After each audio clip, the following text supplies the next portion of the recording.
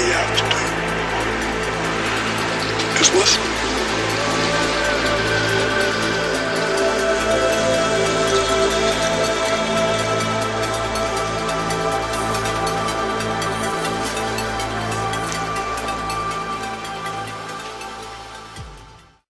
Hello and welcome. This is Conversations with Dr. Stephen Greer. I'm Dr. Greer, and I'd like to thank the people at the World Puja Network for hosting us here every couple of weeks to bring you up to date on what we're doing at disclosureproject.org and CSETI, CSETI.org, and also what we're doing with our film that is coming out, we hope, late winter or early spring. And it's at serious.neverendinglight.com if you want to learn more about this historic feature film that you, the people, have funded and that we're working on furiously as we close out the 2012 and enter 2013.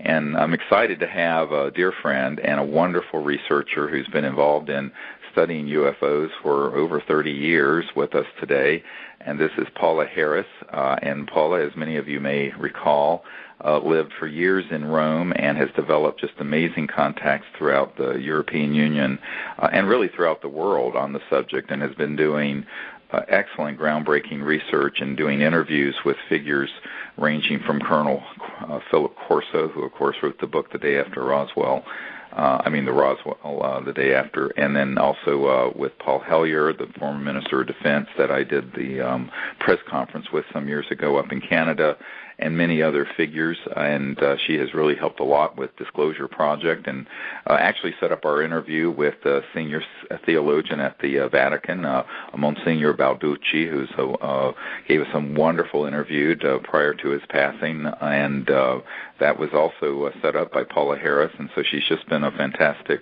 resource for the whole world on this subject. So welcome, Paola. Thank you. Happy New Year there, Steve. Happy New Year, indeed.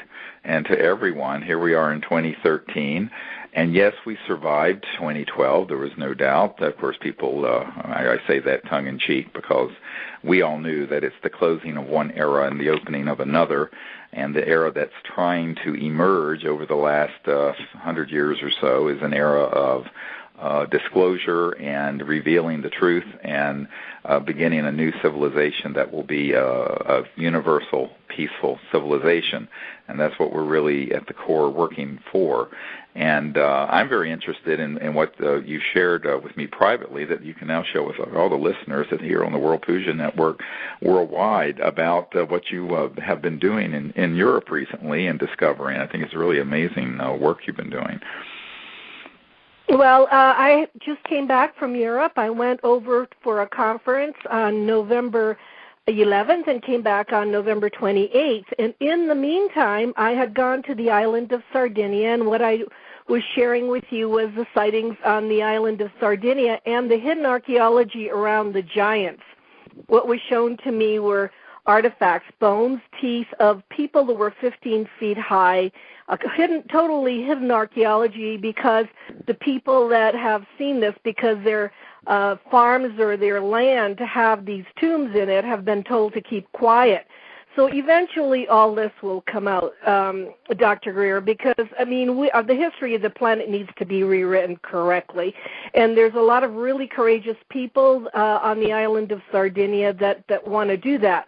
Plus, I shared with you some photos of a gentleman who saw a sighting over his property, and the photos are of 6 beings that were floating above the grass on his property, the 6 beings being the whatever was in the craft. And so I've got some information from Sardinia, which I will elaborate on if you want me to, but I think what you're pointing at was that out of the blue, I got a visit from Mario Borghesio in Turin, and while I was doing that conference, and he came with 2 bodyguards in a limousine, and he came to the hotel, and I don't know, I did not contact him. He somehow found out I was there, and he sat down and he said, "You need to help me," he said, "because I have tried to bring this question open in front of the economic community, and everyone thinks I'm crazy, and so he says, I need the real military witnesses, the real people, and I will, with your help, try to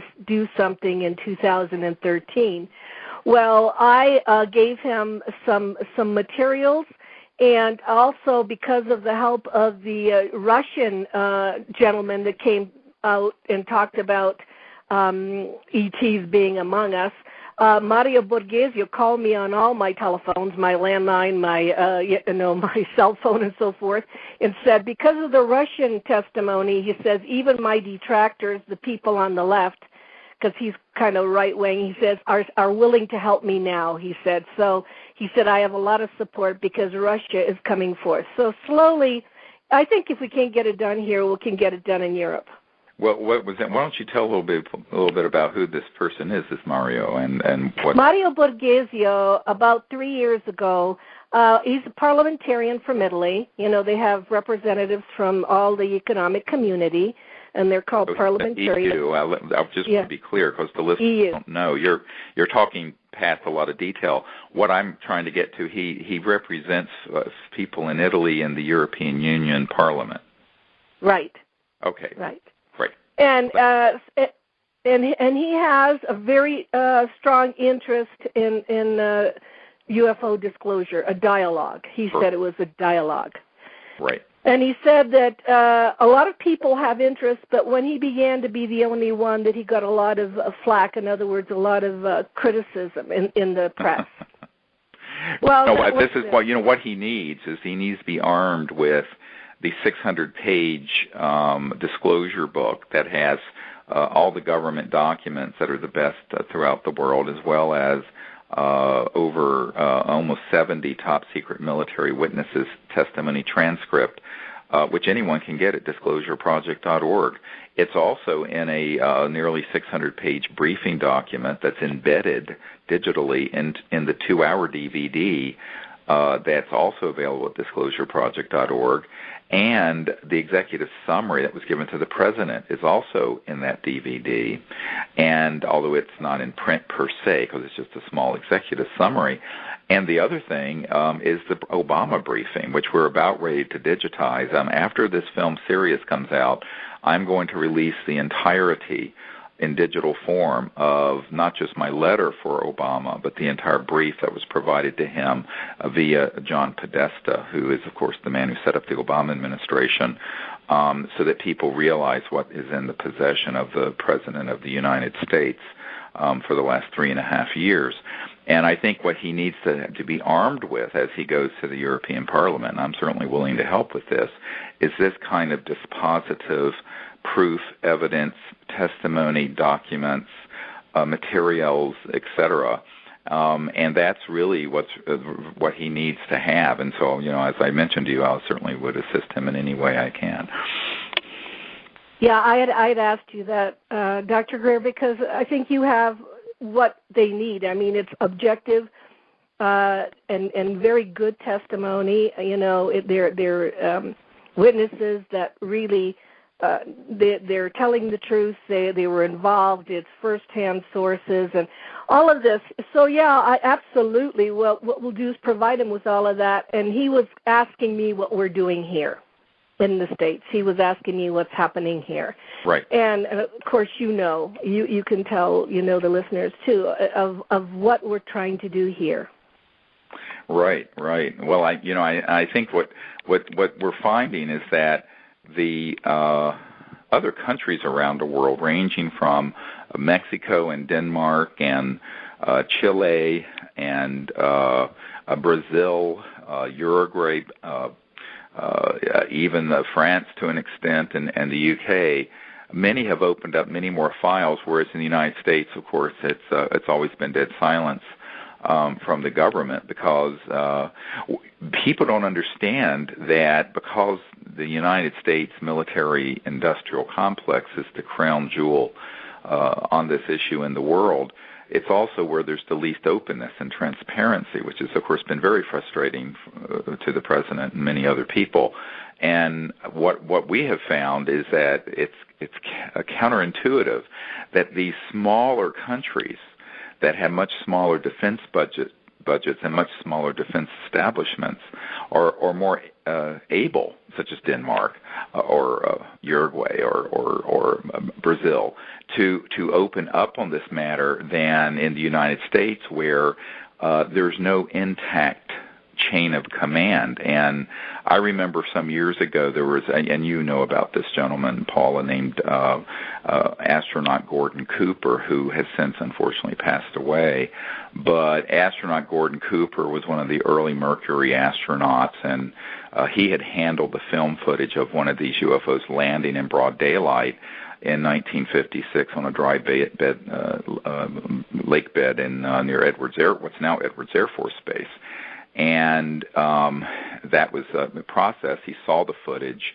He was ordered to put it on a general's plane and fly it back to the Pentagon, which he did because he was a colonel at the time.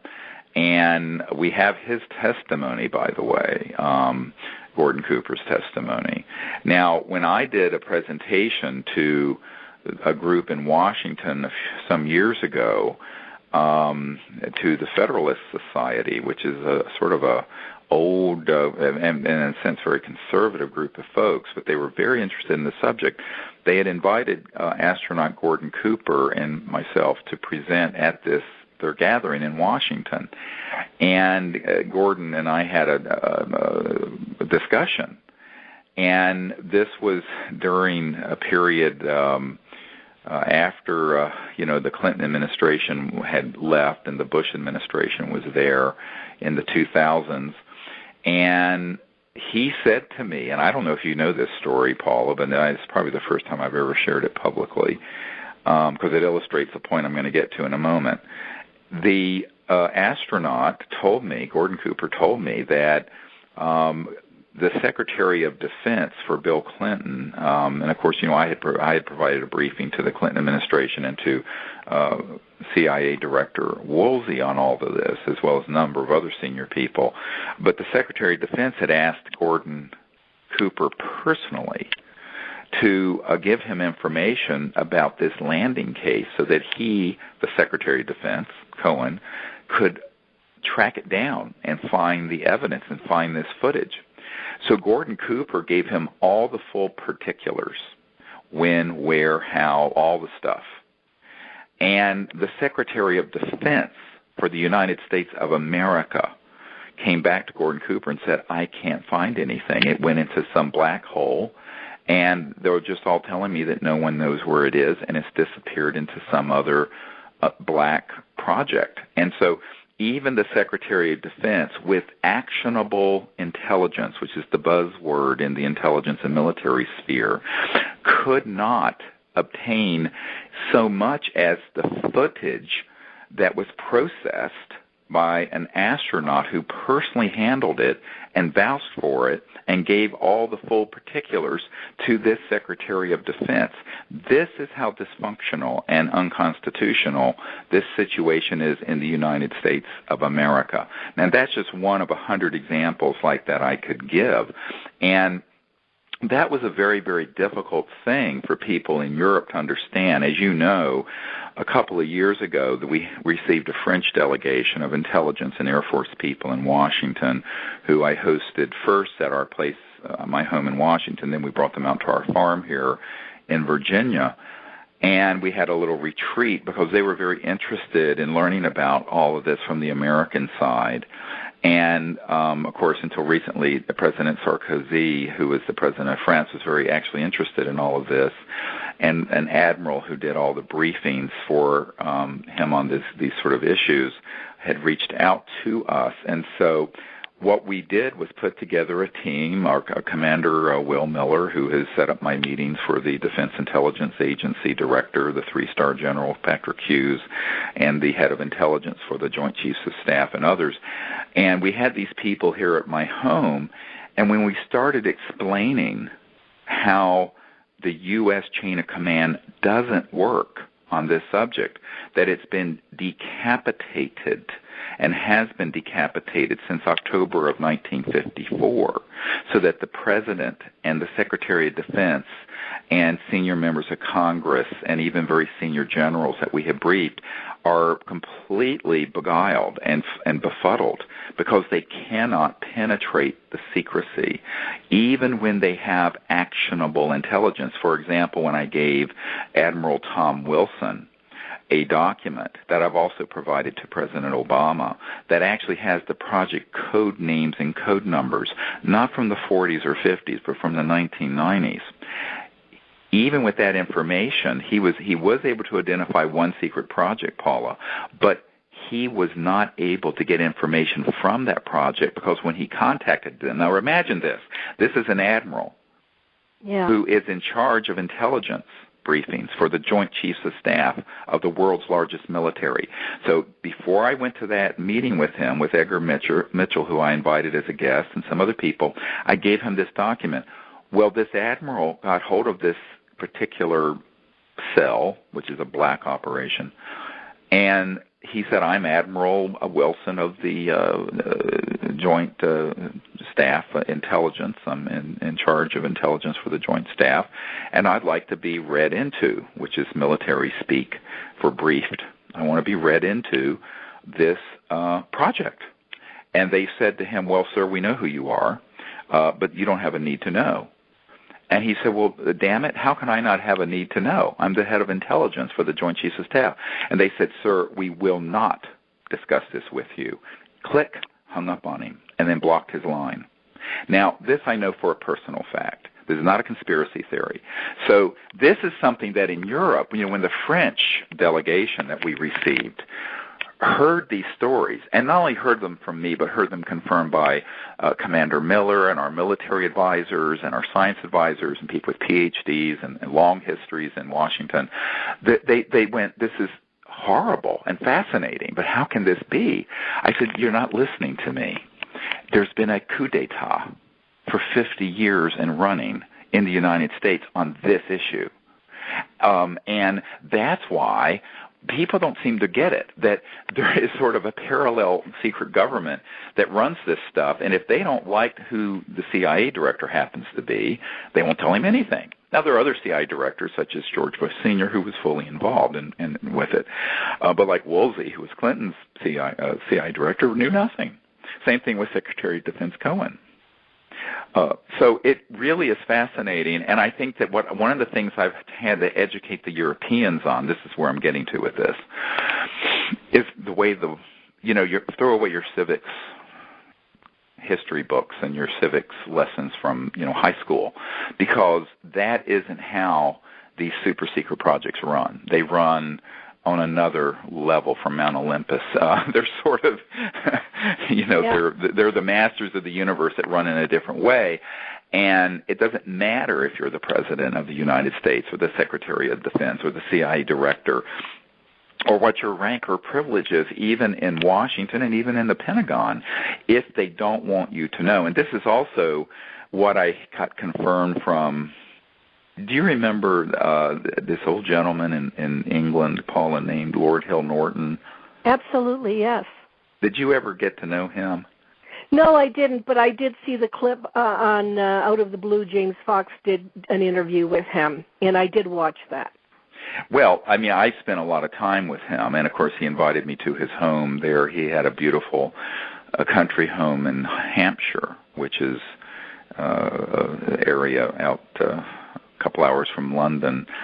And back some years ago, he invited me there. And, of course, he had been, if those of you who don't know who Lord Hill Norton was, he was a 5-star admiral, which they don't have anymore. They used to call them Sea Lords. And he was also the head of the Ministry of Defense for some years and head of the military committee for NATO. And the entire time that he was in those positions, he was never given any information on this subject. The fact that he confirmed to me as I met with him. Now, what was interesting, the reason he wanted to meet with me, he wanted to get from me the briefing I'd put together for the president, which, of course, I gave him. I'm not running anything secret here. I said, if you want it, here it is. If you're able to read, it's dispositive, and that's that. Of course, no one reads anymore, especially a 600-page thing.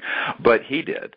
And I'm sitting with him in his parlor, and he's looking at me, and he finally looks up, and he's this little guy with piercing blue eyes, and he looks at me, and he says, "What I want to know is why wouldn't they tell me about this when I was the head of the Ministry of Defense?"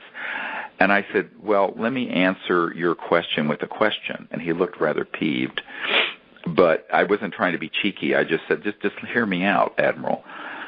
And I said, what would you have done if you had found out that there was a cabal, a clique of people who knew about this, had figured out how UFOs operate, could have gotten us out of Mideast oil and into a free energy economy with no pollution and no poverty half a century ago, and that they were ruthlessly keeping it secret and lying to people in the constitutional chain of command and had engaged even up to and including murder to keep this? And he says, "I wouldn't have stood for it for one bloody moment." And he was almost jumping up out of his chair. And I said, "That's why they didn't tell you anything." And his eyes widened. I said, "They don't want you to know this, because they knew you're a good guy. You're a stand-up guy, Admiral." So Lord Hill Norton and I had this great conversation about this. I said, they first do a soul biopsy. They do an analysis to see if you're a good person who would like to benefit humanity. If you are, they're not going to tell you anything. If you're one of these devils who are interested in centralized power and maintaining the current hegemony in the world with the petrodollar and the fossil fuel system, then they'll bring you up through the system. It has nothing to do with your rank. And this is what the French people, when I was talking to them about what had happened in the United States and also in the United Kingdom, they were a little bit befuddled, and then they got it. And I have found that in smaller countries like in Denmark and other countries around the world, I said, well, one of the things you have to remember is that the United States of America has, if you add up our defense budget, Homeland Security, CIA, the other intelligence operations, National Security Agency, we're pushing $1 trillion a year. So between 100 and 200 billion of that $1 trillion a year is stolen, missing. It goes into black budget. No one has any idea. That's why we're in Rumsfeld right before 9/11 said there's $2.3 trillion missing out of the Department of Defense budget. And by the way, that clip is going to be in the movie Sirius. It's going to be amazing. We found the clip. It's going to be in there. And people go, did he mean trillion or billion? I said, no, he meant trillion. It's missing, unaccounted for. That's what we're talking about. And so now if you look at that number, Paula, if you were to look at the biggest defense budgets of any country in the world besides the United States, the amount that we have stolen or is lost into these black projects is larger than any other defense budget in the world. Just the amount we lose. Not the amount we spend total, the amount we lose that we can't keep track of. So this is what these people I need to sit down with some of these folks and explain how the world really works when you're talking about this kind of power and money and defense spending and intelligence operations, because there's no frame of reference in Europe or in Italy for this. I mean, they just can't quite wrap their mind around it. It took about a week for the French to wrap their mind around this. I'm not kidding. Yeah, I can understand where you're coming from. Explaining this to you, see it so clearly. Everyone asks, and everyone has asked me in Europe, why is the secret secret? Right. And when I tell them it has nothing to do with aliens, it has nothing to do with sightings, it has nothing to do, it has to do with economics, and it has to do with the energy system. You know, what's being hidden is not the idea that we are not alone. I think that's plausible. I mean, if you do the archaeology, it's plausible. It's all the rest. Right. Yeah, but one thing backs into the other. In other words, I was talking to someone once about this. They said, yeah, but if you acknowledge that we've been visited, then people will say, well, is it likely we are being visited now and that these UFOs are real? The answer is going to be yes.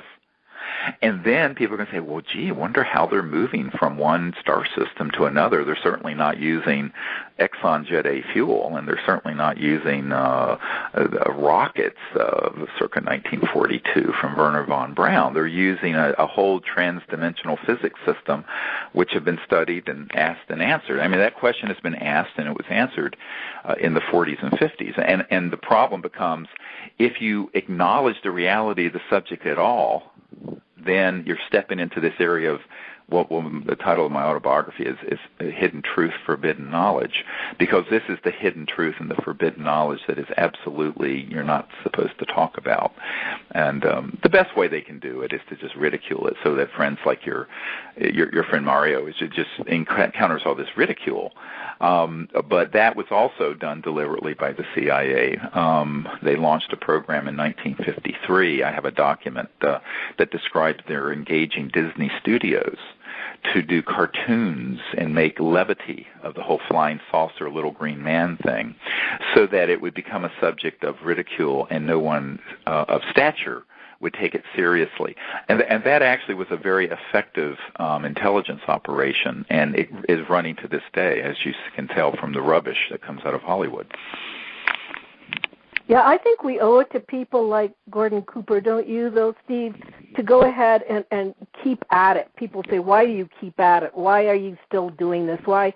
It's because we owe it to people like Gordon Cooper, who was also involved in the 1979 attempt with the United Nations with Grenada. Right. Gordon Cooper was there with Alan Hynek and Jacques Vallée and Leo Stringfield, who was an amazing researcher. Right. These people, Lee Spiegel was responsible for that, and there was an attempt to go through the United Nations. I mean, maybe if United Nations can't do it, maybe the EU can do it.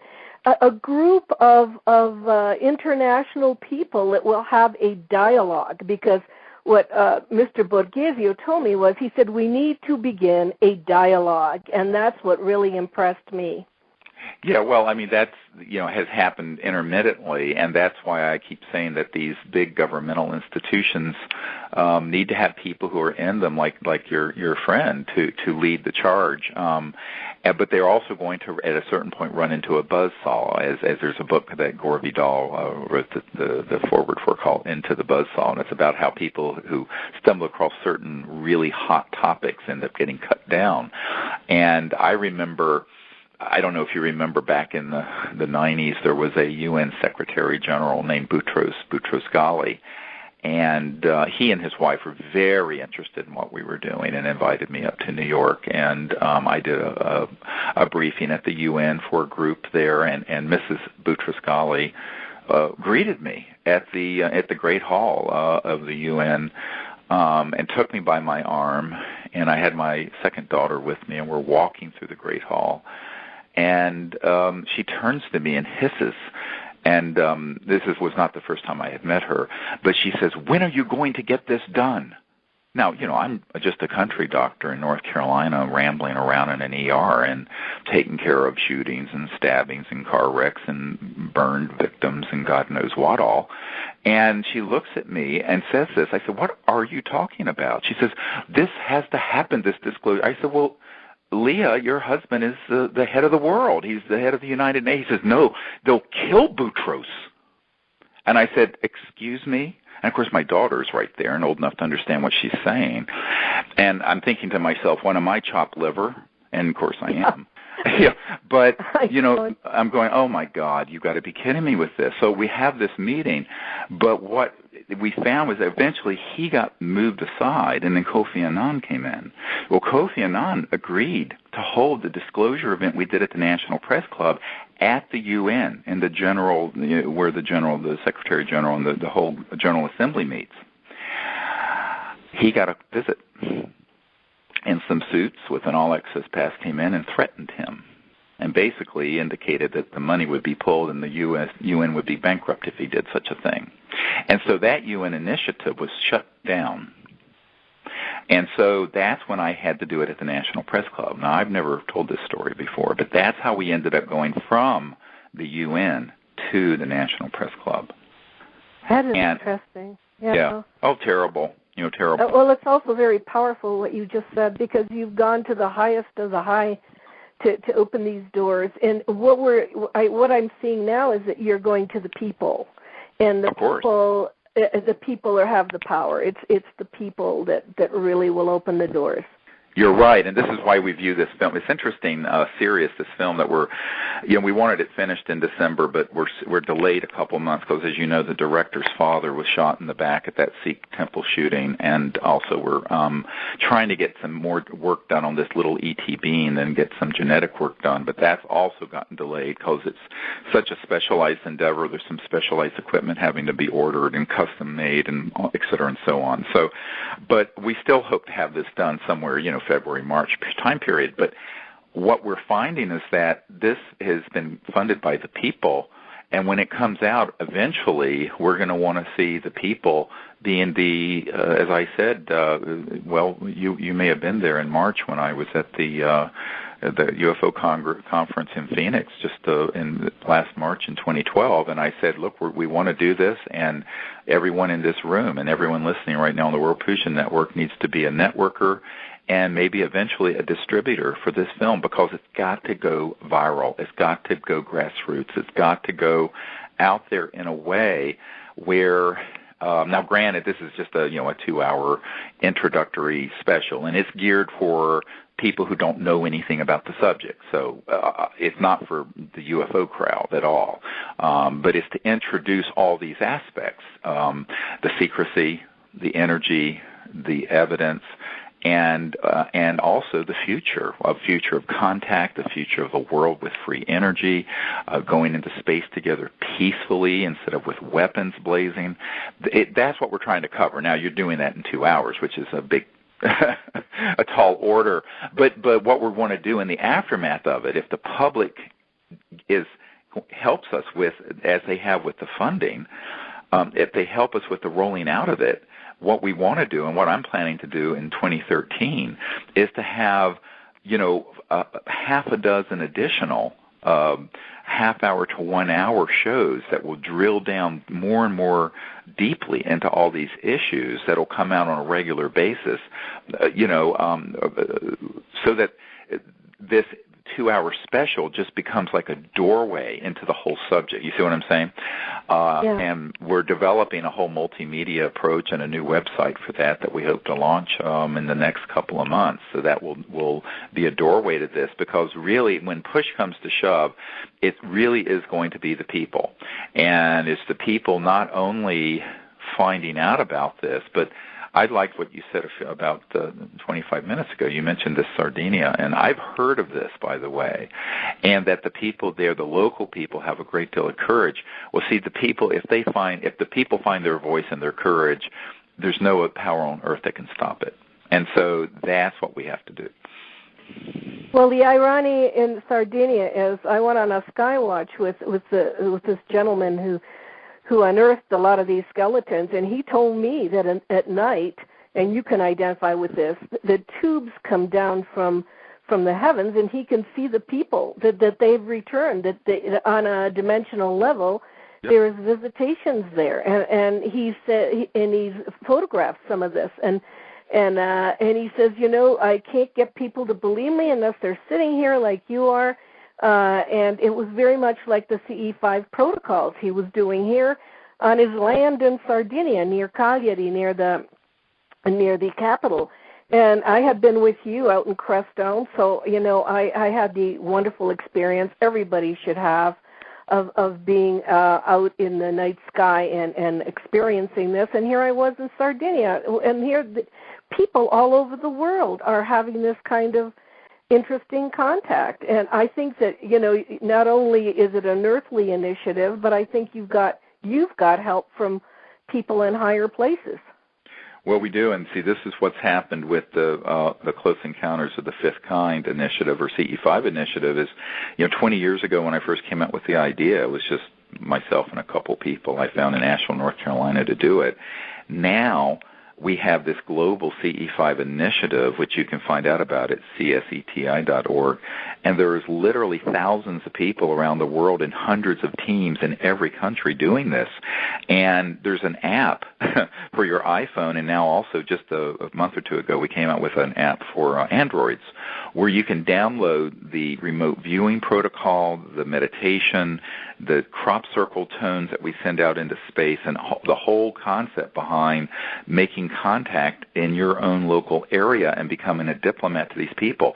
And there are now thousands of people who are doing that, which is creating its own zeitgeist. It's creating its own sort of morphogenic field of change, as Rupert Sheldrake would say, and in consciousness, but also in what people are doing. And it's really exciting because one of the members of our team will hold an event once a month or so where people coordinate on a 24-hour basis on time zones around the world where they're all doing it at the same time. So there's a continuous level of contact based in consciousness and peace. And when I saw those photographs you sent me from Sardinia, I thought immediately of the kinds of beings and photographs we've taken recently at our expeditions. 3 years ago when we were at Joshua Tree, there was this ambassador from the Andromeda galaxy that appeared, and actually the photograph of that being, whose name is Bijou, is at CSETI.org, CSETI.org, and it's a trans-dimensional electronic energy. It's like a light beam, but it is ET. Now, they could fully materialize in the flesh, but it'd be more dangerous for them because of the military tracking of them. But when they appear this way, they're quite visible, often with the naked eye, and certainly with these new digital cameras. So we're starting to get some amazing photographs like what you sent me. And it's interesting, too, that you mentioned that these skeletal remains are that tall, because we have a photograph from Mount Shasta from August when we were there with the team. And a member of our team, Deb Warren, took this photograph, and there's this luminous, glowing, reddish being that's about 15 feet tall. I'm not kidding. That's right there between us and this massive log lodge where we were doing this on 110 acres. And it's so cool. It's amazing. And when you told me that these beings that they had found were that large, I went, yes, we've actually had contact with these kinds of beings in this trans-dimensional energy field. And I think this kind of evidence is so important, and it's sort of the opposite end of the spectrum of this little ET body that we're investigating to put into this film Sirius. That's only, he's only 6 inches, or I say he, I don't know if it's a he or she. We really don't know the gender, but it's like a little mummy. But it's about 6 inches long, and we understand that the adults, because this was maybe a 1 or 2 year old baby, that the adults are only about 18 inches to 2 feet. So, the ET diversity is so amazing because it goes from these little tiny beings, the wee ones, as they would call in sort of Celtic literature, to these giants that have been seen in Ecuador and in Sardinia. These have been reported in more places than just Sardinia, Paula. Yeah, there was an article while I was in Sardinia. They had found some in Greece under the Parthenon that were 15 feet tall. And I was looking at that article, and I thought, well, this is coming into my consciousness right now, so maybe I should look at this, because this is hidden archaeology that shows that whatever was here, whoever was here way before us and was visiting the planet then, and there's actual artifacts of these. I mean, I saw a tooth from one of these. I actually photographed it, one of these 15-foot tall people, and I could not believe it was a human tooth. It was huge. It was so interesting to me. And the man has written a book. It's all in Italian, of course, and has photographs in it. And what he asked me, he said, look, I'd like to share this with the world, but I live in such a small place. And he said, I don't speak English. Could you do something? And what I am trying to do is just disclose this so other people can take this on, because, what I usually do, witness testimony. And so, people that are interested in looking at these kinds of things should, mobilize and start looking at the fact that all UFO research is not American. Absolutely. In fact, some of the best material and evidence is not in the United States and is in these other countries. And that's something that, if there was ever a properly funded research initiative, I mean, as you know, you and I and others have done this just out of our back pocket and the sweat of our brow, but there's not as if there's a National Science Foundation grant for $50 million to research this stuff properly. We're just doing this. I mean, even the geneticist who's doing the work for us is doing this out of his own pocket and in his own time because he's a tenured professor at an Ivy League school and has the ability to do it. But otherwise, the genetic work that he's doing would be well over 100. It'd be more than the budget almost in the entire film. And so people need to understand that's the other reason why the public needs to get behind this, so that there's the support in place, because there's more material and research out there than has been organized and properly presented. And by properly presented, I mean not in a tabloid UFO conference or a tabloid journal or the National Enquirer, but I mean done well and seriously. And that's what we really need to move towards, but of course to do that is costly and time consuming, and you have to have people who can be doing the research and putting it out there and creating multimedia information that the public can appreciate. And one of the things I've found is that while I'm happy to do these larger, more in-depth briefings for policy wonks, and, some of them will read a 600-page briefing document and certainly an 18-page executive summary. But the average person out there now lives in the Twitterverse of 142 characters.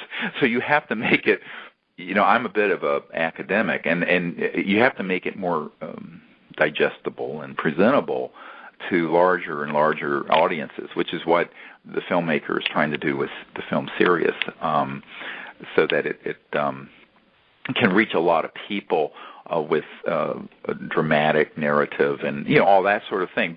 But in terms of the evidence behind it, what we want to do is then pull in more and more of this. And one of the things I was going to ask you, are there people there in Sardinia who have physical evidence besides this one tooth? Are there other? Oh no, there's bones. And also they just sent me the photographs of the tombs, the actual tombs. The tombs are long. Do the bones? Do you know if they have any marrow still in the bones?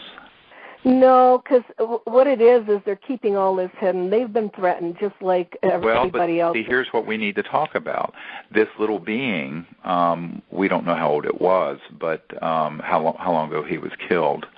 But it's from the Atacama Desert in Chile, and the driest place on Earth, by the way, driest desert in the world, driest spot in the world. So it was very desiccated and very dry.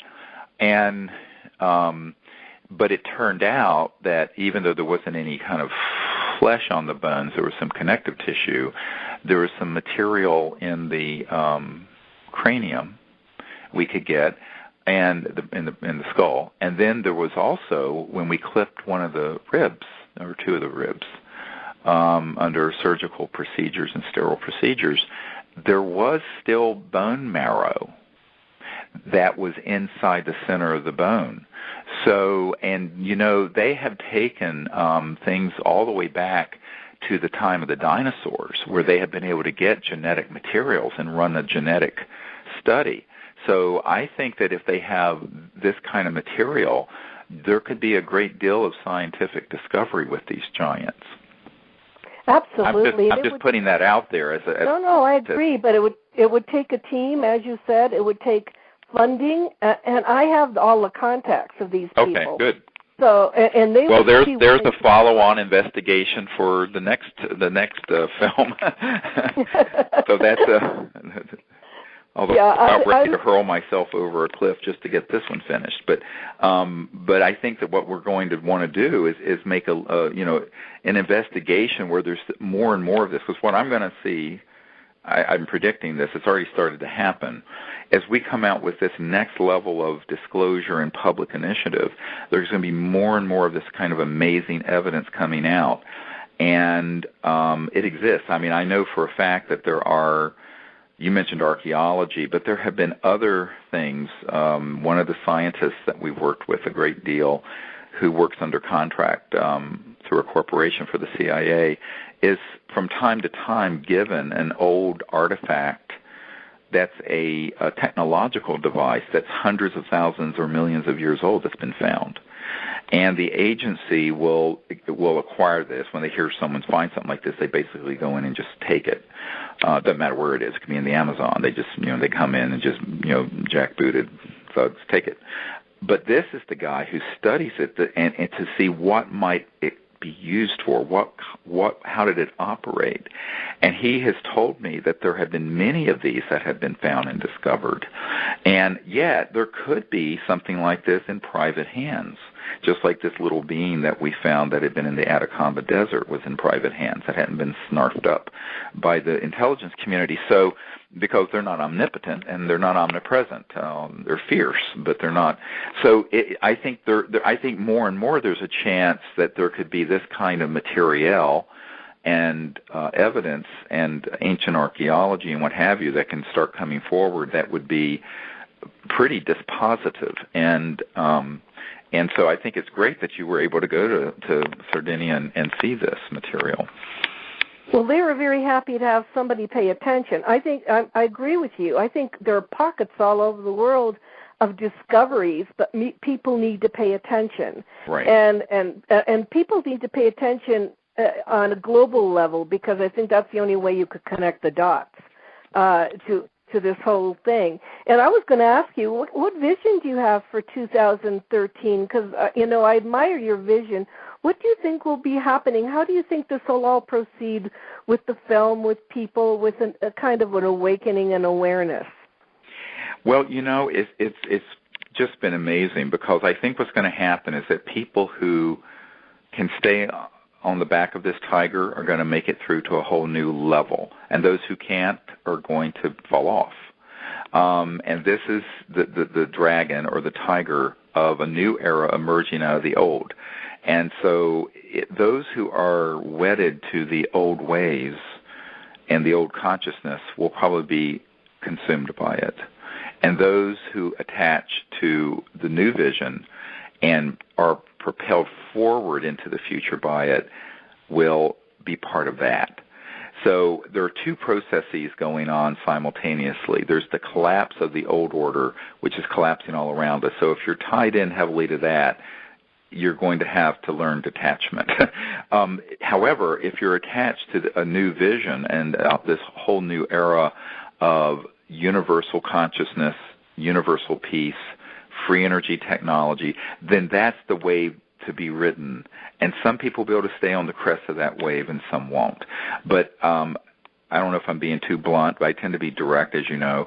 But that's just the way it is. And that's the way all big changes happen. And I think that if you look over the last 100 years, we've been attempting as a society to emerge, because it's been 100 years that we've had potential for free energy, for anti-gravity. I mean, T. Townsend Brown was first doing his high-voltage anti-gravity lifter stuff in 1927, 28, 29. I mean, that's 80, 90 years ago, Paula.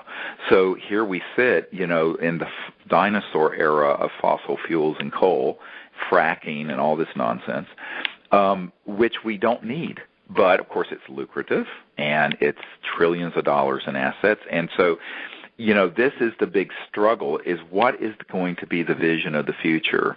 Is it Mad Max under the Thunderdome, where everyone's fighting and killing over the last barrel of oil as we melt both polar ice caps and breathe more polluted air and everyone gets cancer and dies? Or is it another vision? So you can be part of the old or you can be part of the new.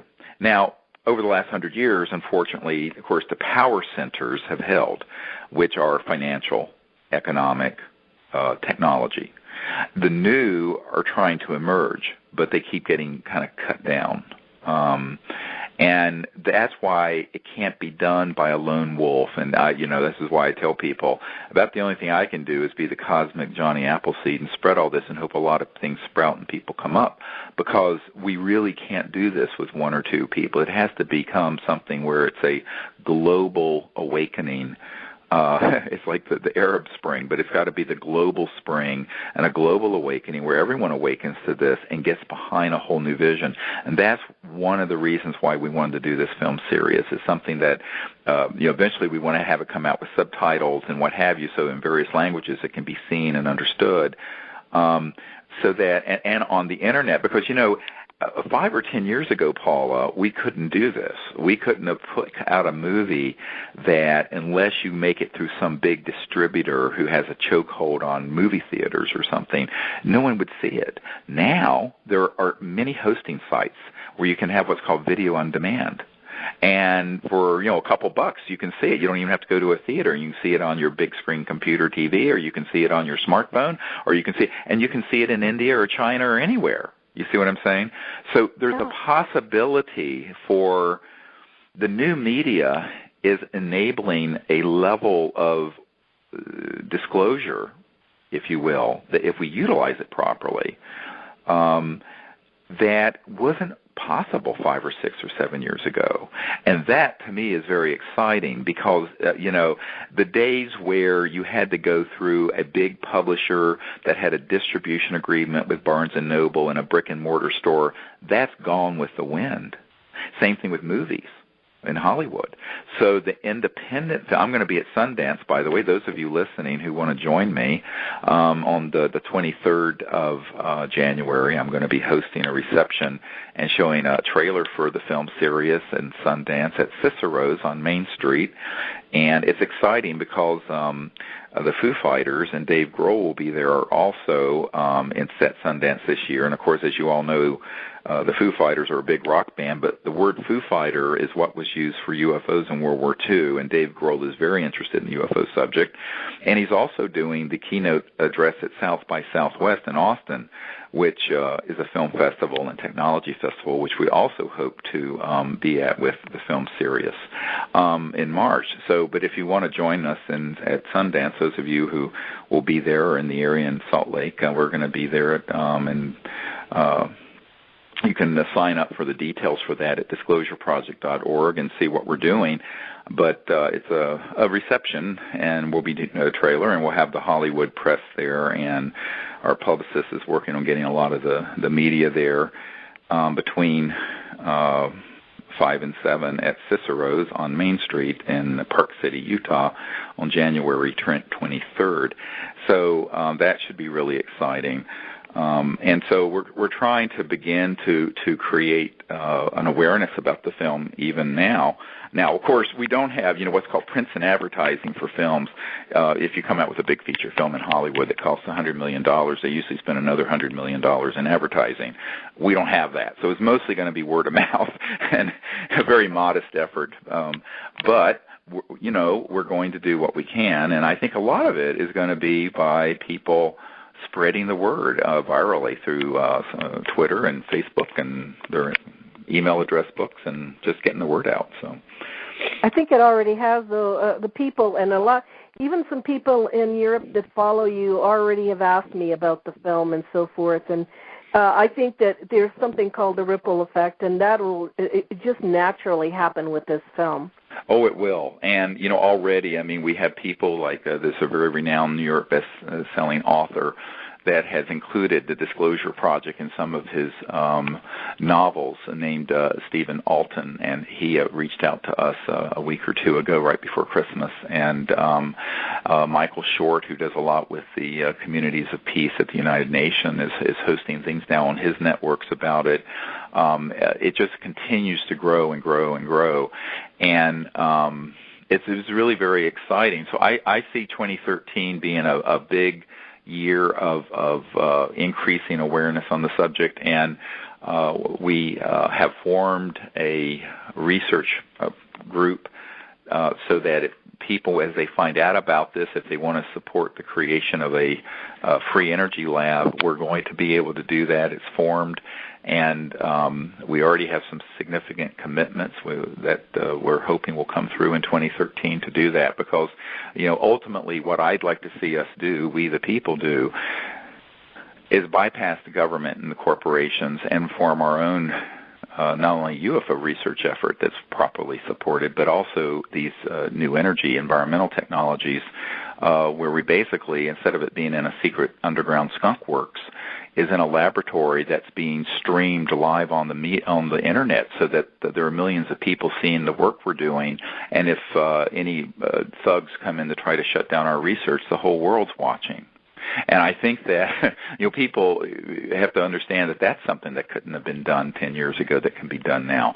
And so there are a lot of strategies we have for bringing this information and these sciences and technologies out, because the big mistake that most of these researchers have done is they get one thing that comes at them that scares them, and then they do everything secretively. Well, that's what these game players want you to do. Whereas my response is to, frankly, have a big mouth and tell everyone if someone makes a threat towards me or my group. Or if you do something in plain sight, which is what we've done in the last 10 years, where you have millions of people, hundreds of millions of people who saw the Disclosure Project event and launched this whole global disclosure effort worldwide, it's very hard for them to come in and make a move against you when there are millions of people watching. Well, now we need to do that with more of this research and science and technology, and that's what we plan to do in 2013. Well, it sounds exciting, and I'm so glad to be part of it. Dr. Greer, thank you. Well, I'm glad you are. You've done so much wonderful work in your career of this, and also in helping us with gathering material and evidence. And to everyone, by the way, who has been providing evidence and materials for this film, keep in mind we have hundreds and hundreds and hundreds of hours of stuff, and there's a 2-hour film we're doing. So literally only a tiny fraction of what we have can be used. But the whole idea behind Sirius is that it's almost like a pilot introduction for things that we want to create that will be coming in down the road, that will go deeper and deeper and deeper and deeper and deeper into this, and will continue to sort of have this, what you call, ripple effect, Paula, and we'll get out there and including the concept of peaceful contact, like you did with your friend in Sardinia. By the way, those of you who want to come, there's a beautiful island in the Gulf of Mexico. If you get tired of the cold and the dreary, which I already am here in Virginia, we're going to be on this island, Marco Island, in southwest Florida in the Gulf of Mexico in February, the 2nd through the 9th, I believe it is. And we're going to be doing this contact protocol with, 15 or 20 people. It's a small group. Under the stars, and we have a private state beach that we have reserved for our use at night, and we have had just amazing contact there in the last couple of years. So it's a training. We'll be training people in meditation, remote viewing, and the Close Encounters of the Fifth Kind initiative. And those of you who want to join us, there's still a few places open. So you can find out about that at CSETI.org or etcontactnow.com, and we will, just let us know if you want to try to make it to that. It's going to be in February, and it's about the warmest and nicest place in the United States that time of year, so it should be great.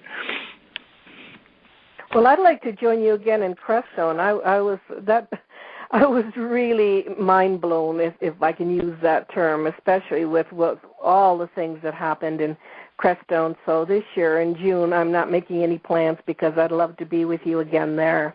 Oh, it was wonderful. Yeah, we're planning to do that in June of 2013. And, I have a little bit of land there. Of course, Paula, you've been there. Yeah. And it's in the Sangre de Cristo Mountains and the San Juan Valley, and there's so many. The first night the filmmaker was out over us, a disc flew right over that then tried to be intercepted by a jet, and then it dematerialized right above us. It was amazing. Yeah, I was witness to that, and it actually changes a person to be in that kind of atmosphere. I mean, I came home and my biorhythms were different. I thought it was amazing, and I thank you for that effort.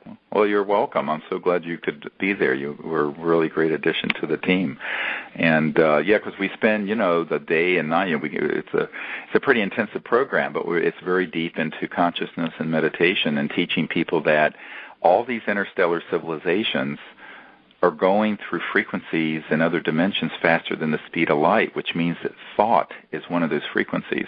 And once you understand that, and that the key is the science of consciousness, and on the World Puja Network I can really talk about this, that's really where the magic happens. And once you understand that, making contact becomes really simple.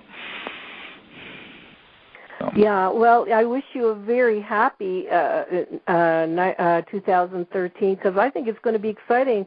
We're all in this together, and I think that that all your work is really appreciated, especially all over the world. I thank you very much. Well, thank you Dr. for sharing your experiences in Europe, and anything we can do to help with the initiative at the European Parliament or anything else, let me know. And I'm happy to actually send a care package to your friend who's in the Parliament there of all this evidence we have, if he'd like that, and just be in touch with me and we can make that happen. Yeah, that's one of my plans. That's definitely something we're going to do. Great. Well, again, I'd like to thank the folks at the World Puja Network for hosting us. The hour went by quickly, and thank you, Paula, for your help. Paula Harris has been with us for this hour at the World Puja Network. And until next time, keep looking up, and God bless.